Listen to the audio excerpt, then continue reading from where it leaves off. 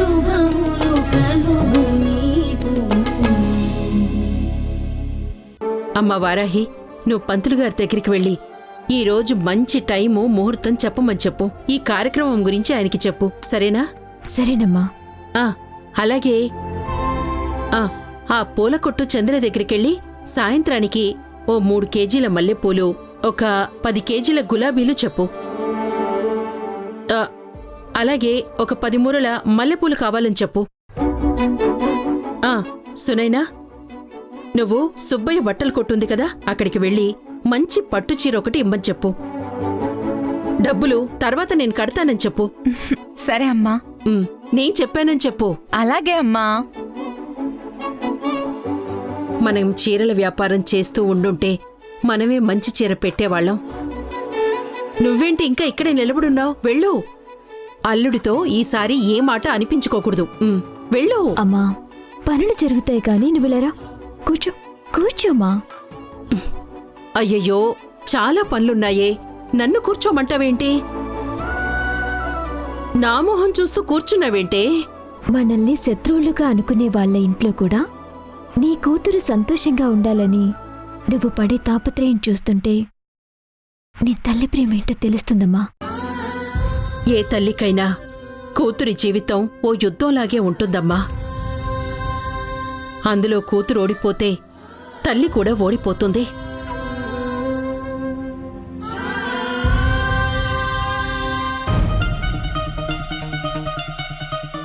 మా అమ్మకి చెడ్డ పేరు తెచ్చే ఏ పని నేను చేయను, అందుకే ఒప్పుకుంటున్నాను.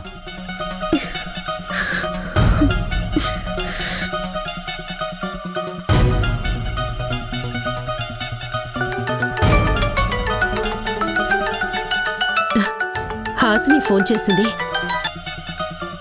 ఏంటమ్మా హాసిని? ఏంటమ్మా ఇదంతా? ఇప్పుడు సడన్ గా ఈ కార్యక్రమాలేంటి?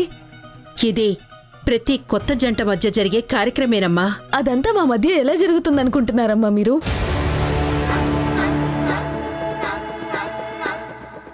అయినా ఇప్పటి వరకు అసలు మనం ఆ టాపిక్కే మాట్లాడుకోలేదు.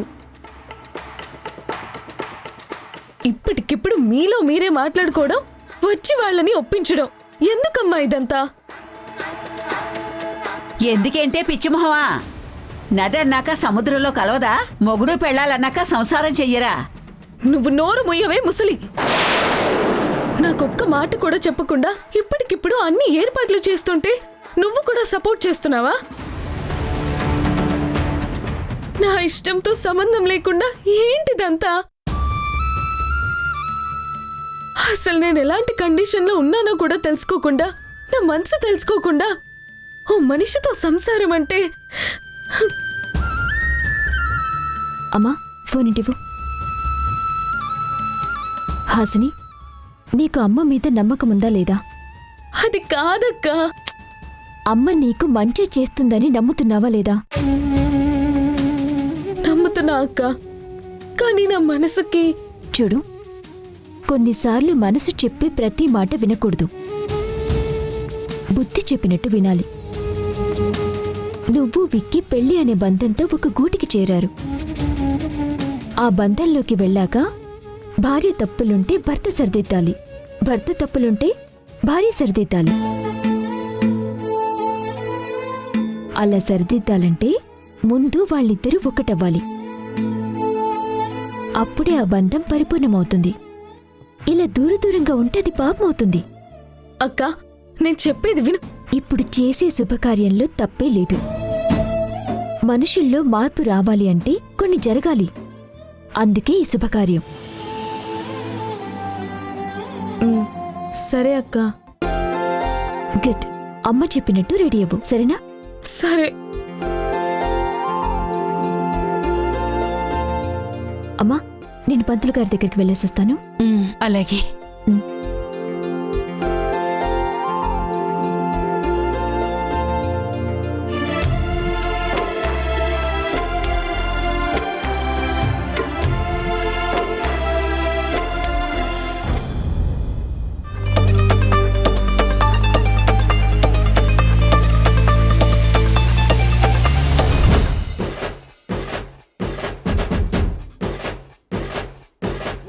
అమ్మో చరణ్ బాబు అయ్యయ్యో చరణ్ బాబు ఏంటి పని?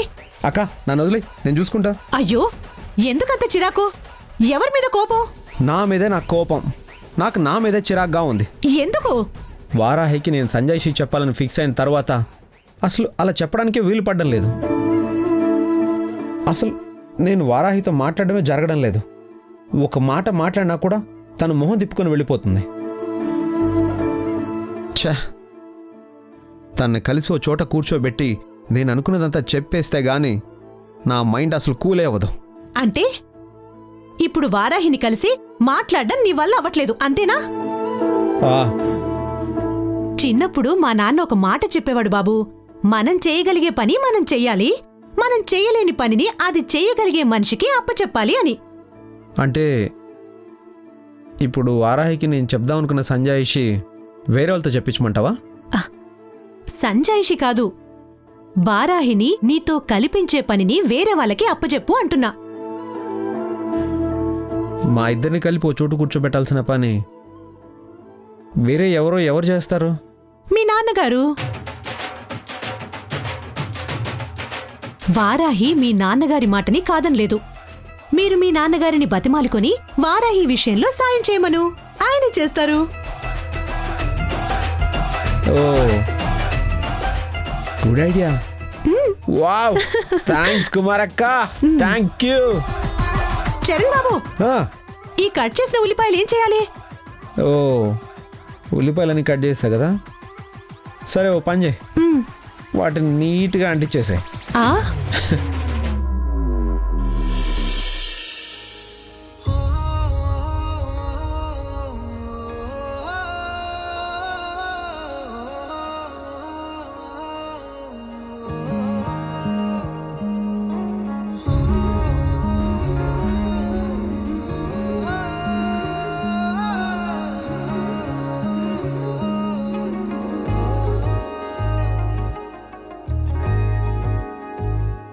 విరిసిన ప్రాయం నీదే మధుబాల,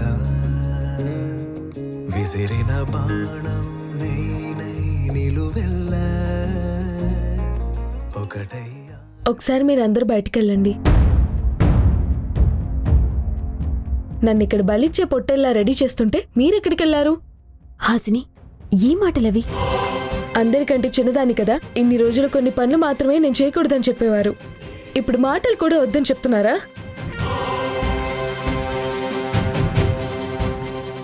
అర్థం చేసుకో.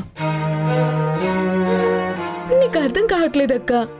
నా మనసు పడుతున్న వేదన నీకు అర్థం కావట్లేదు. మనం ఇప్పటి వరకు మగవాళ్ళకి దూరంగా పెరిగాం. ఆ ద్వేషం చూసాం కానీ ఆ ప్రేమ మనకి పరిచయం లేని మాట. ఇప్పుడు ఆ ప్రేమ నాకు దొరుకుతుందని మనని అతిగా ద్వేషించే మనిషితో నన్ను కలపడానికి ప్రయత్నిస్తున్నారు. హాసిని, నేను చెప్పేది విను. విక్కీలో మార్పు వస్తుందని అమ్మమ్మ ఈ శుభకార్యం పెట్టించింది. ముందా ముసల్దాన్ని అనాలి. దానికి పనేం లేక ఇలాంటి ఆలోచనలన్నీ చేస్తుంది. మార్పు వస్తుందంట, మార్పు. నేనెంత చెప్తున్నా మీరు వినిపించుకోవట్లేదు. అతనికి నాకు మధ్య పచ్చిగడ్డి కాదు, మంచినీళ్లు పోసిన పెట్రోల్లా మండిపోతుంది. ఈ శుభకార్యం అయ్యాక ఆ మంటలన్నీ చల్లారిపోతాయి. ఇది నా మాట కాదు, పెద్దవాళ్ళ అనుభవం చెప్పిన మాట. వాళ్ళు చెప్తారు, వాళ్ళకేం తెలుసు ఇక్కడ పరిస్థితి, నా మానసిక పరిస్థితి.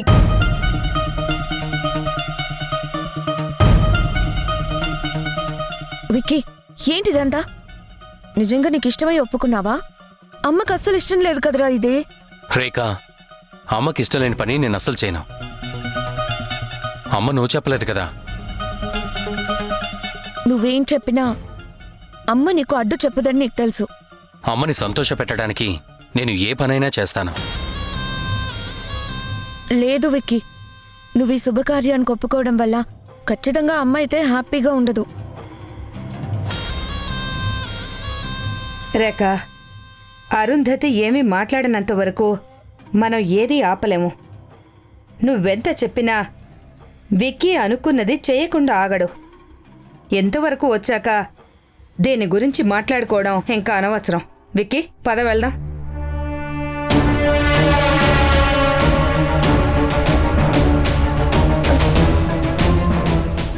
ఒక విషయం గుర్తుంచుకో హాసిని, మార్చలేని దాని గురించి ఎక్కువగా ఆలోచించడం వల్ల ఉపయోగమేం లేదు. మార్చుకోగలిగే అవకాశం ఉన్న విషయాన్ని వదిలేసుకోవటం వల్ల జీవితంలో మార్పు రాదు.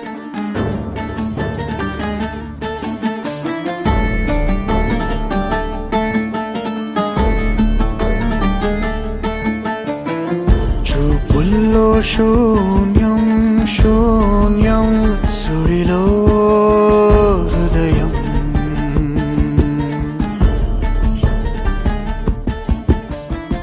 పై పైనే మౌనం మౌనం ఎదలో మదనం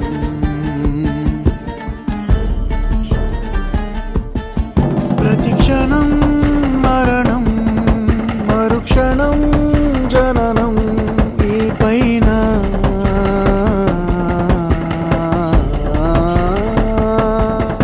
గతములో కరణం స్మృతులలో పదిలం రేపైన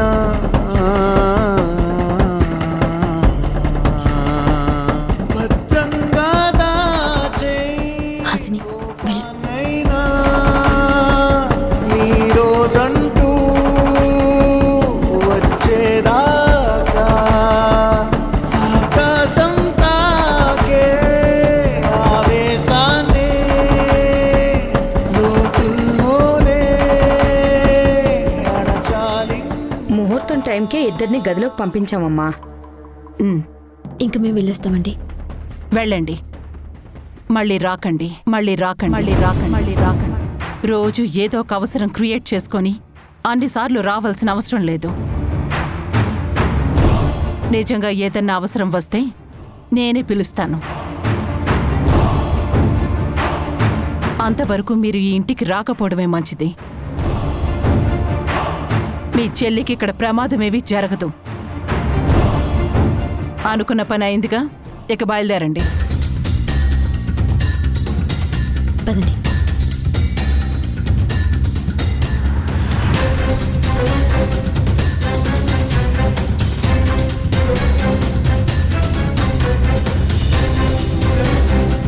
ఏంటి సిగ్గుపడుతున్నావా? నీకసలు బుద్ధనేదే లేదు కదా. మన కుటుంబాల మధ్య ఇన్ని గొడవలు జరిగినా కూడా నీకు నాకు మధ్య ఫస్ట్ నైట్ చేయమని వచ్చి మా అమ్మను అడిగారంటే బుద్ధనేదే లేదు కదా. అసలు లేదనే ఫిక్స్ అయిపోవచ్చు.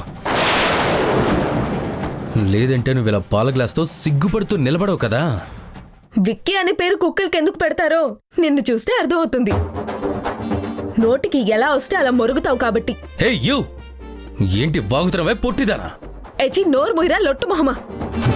ఏయ్, ఏంటి నేను సిగ్గుపడుతూ పాల గ్లాస్తో నిలబడ్డానా? అంటే నీ గురించి నువ్వు ఏమనుకుంటున్నావు?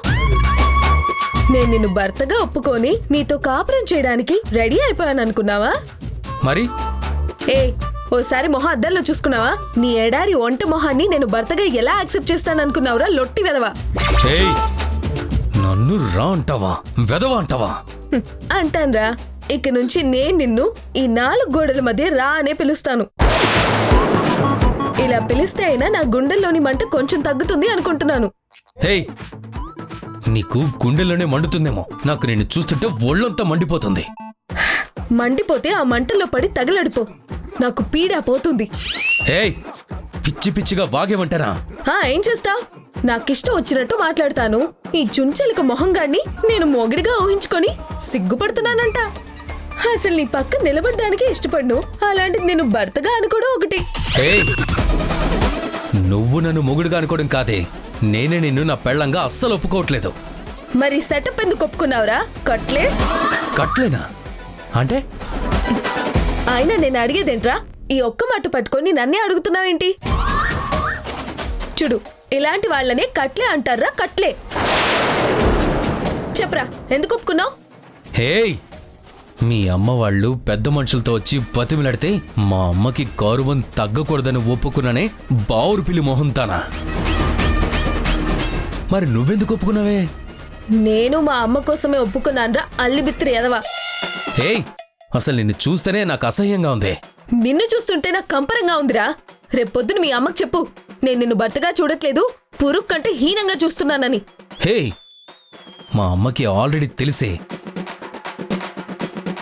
ఎప్పటికీ నేను నిన్ను భారీగా చూడబోను అని. నేను నిన్ని గదిలో ఎలా చూస్తానో కూడా బాగా తెలుసు. అది తెలుసు కాబట్టే పెద్ద మనుషుల ముందు నేను ఒప్పుకున్న తర్వాత తను ఏం మాట్లాడకుండా సైలెంట్గా ఉంది. రేపొద్దున నేను చెప్పుకోవడం కాదే, నువ్వే బోరు నీడుస్తూ వెళ్ళి మీ అమ్మకు చెప్పుకో నేను నిన్ను చాలా చీప్గా చూస్తున్నానని. నువ్వెంత దెబ్బో మా వాళ్ళకు ఆల్రెడీ తెలుసు కదరా, ఇంక చెప్పడం ఎందుకు? హేయ్, మా దగ్గర కుక్కలా తోకూపుకుంటూ పనిచేసావు కదా, అప్పుడే తెలుసురా. హేయ్, నేను నిన్ను మొగుళ్ళా చూడనని, ముష్టివాడి కంటే హీనంగా చూస్తానని మా వాళ్ళందరికీ తెలుసు. హేయ్, అంత కోపం ఉన్నదనవి ఇంకా పాల గ్లాస్ పట్టుకుని ఎందుకు నిలబడ్డావు? ఆ పాలు నేను తీసుకుంటానా? ఛీ, నీ చేత్తో పాలు కదే, పచ్చి మంచినీళ్ళు కూడా తీసుకోనా. నా చేత్తో నీకు విషం ఇవ్వాలన్నా అసహ్యమే. ఇంకీ పాలెందుకు ఇస్తాను? అసలు ఇది పట్టుకొచ్చింది ఎందుకో తెలుసా? ఏ మొగుడన్నా ఫస్ట్ నైట్ రోజున పెళ్ళాం పాల గ్లాస్తో వచ్చి సగం పాలు పంచుకుంటుందంటే తనలో సగభాగం అవుతుందని ఆశపడతాడు. కానీ నీకు మాత్రం ఈ పాల గ్లాసు పాలే లక్ష్మణ రేఖగా మారతాయి.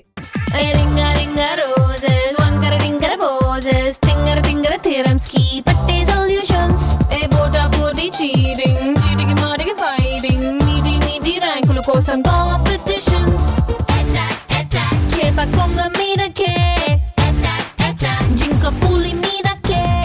ఇప్పుడు నేను పోసిన ఈ పాలు నా చుట్టూ ఓ రక్షణ రేఖని గీశాయి. అది ఎప్పుడు నిన్ను నా దగ్గరికి రానివ్వకుండా గుర్తు చేస్తూ ఉంటుంది. ఒకవేళ అది దాటి నువ్వు గాని వచ్చావనుకో, హెచ్చి, నీ చుట్టూ నువ్వు లక్ష్మణ్ రేఖ గీసుకోవడం కాదు, రక్షణ కోసం గోడ కట్టుకున్నా నాకు అబ్జెక్షనే లేదు. ఎందుకంటే నాకు నీ దగ్గరికి రావడం ఇష్టం ఉండదు. నేను టచ్ కూడా చేయబుద్ది కాదు. నా ఒంటిని టచ్ చేస్తే నీ పళ్ళు రాలగొట్టేస్తాన్రా లొట్టి పెట్టా. హే పొట్టిదానా, అసలు నేను మీ అమ్మ ఏం పెట్టి పెంచిందే ఇంత దారుణంగా మాట్లాడుతున్నావు?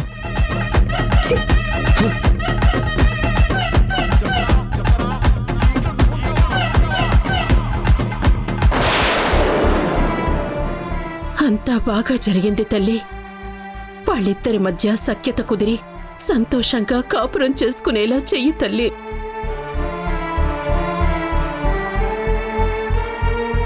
వాళ్ళిద్దరికీ ఓ నలుసు పుడితే ఆ బిడ్డని చూశాకైనా అరుంధతి మనసు మారుతుందని ఏదో చిన్న ఆశ. నీ ఆశ తీరుతుందన్న నమ్మకం నాకు లేదమ్మా. నీ ఆశ తీరుతుందన్న నమ్మకం నాకు లేదమ్మా.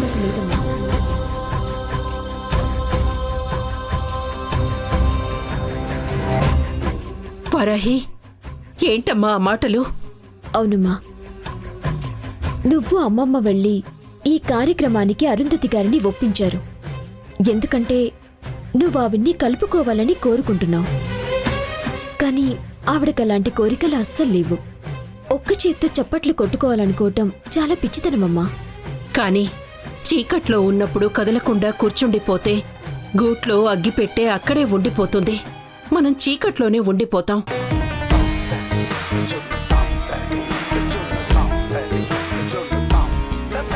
ప్రయత్నం చెయ్యాలమ్మా. ఏదోలా కష్టపడి ఆ అగ్గి పెట్టె వెతుక్కొని త్వరగా దీపం వెలిగించుకోవాలి. అమ్మా, నువ్వు దీపం వెలిగించాలని ప్రయత్నిస్తున్నావు. కానీ ఆ అరుంధతి గారు గాలిలా ఉండాలనుకుంటున్నారు. ఆ దీపాన్ని ఆవిడ వెలిగిస్తుందని నేను అనుకోవటం లేదమ్మా. అలా అని గతం తప్పుని వర్తమానంలో ఆలోచించి దిద్దుకోలేకపోతే భవిష్యత్తు కూడా బాగుండదమ్మా. హాసిని భవిష్యత్తు బావుండాలంటే మనం ముఖ్యంగా చేయాల్సిన పని ఇంకొకటి ఉందమ్మా. ముఖ్యమైన పనా? ఏంటమ్మా అది? అరుంధతి గారి బాకీ తీర్చటం.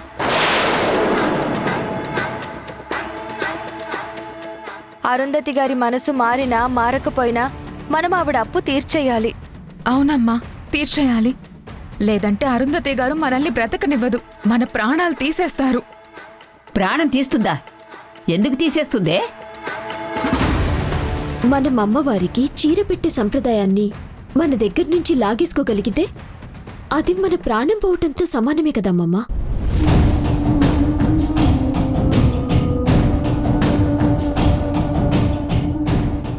అనుకున్న గడువులోపు మనం అప్పు తీర్చేస్తే మన సంప్రదాయం మన దగ్గరే ఉంటుంది. లేదంటే ఆ అరుంధతి లాగేసుకుంటుంది. అందుకే మనం ఎట్టి పరిస్థితుల్లోనూ గడువులోపు అప్పు తీర్చేసేయాలమ్మా.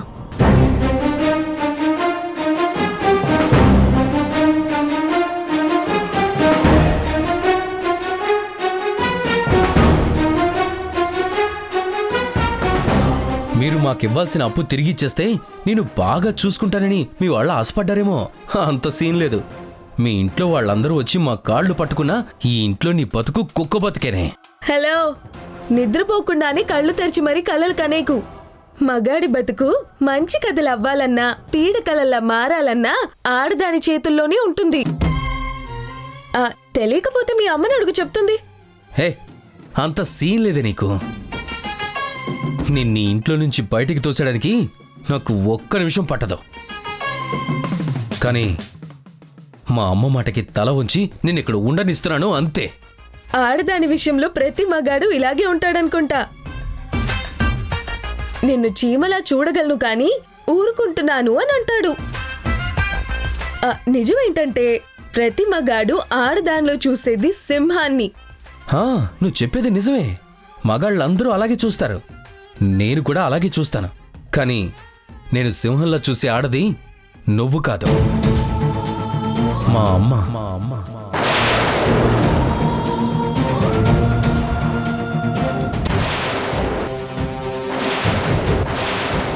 ఎక్కడికి? నీకు మాత్రం చెప్పను. నాకు చెప్పాల్సిన అవసరం ఉంది. నువ్వు ఎక్కడికి వెళ్ళినా నాకు చెప్పి వెళ్ళాలి.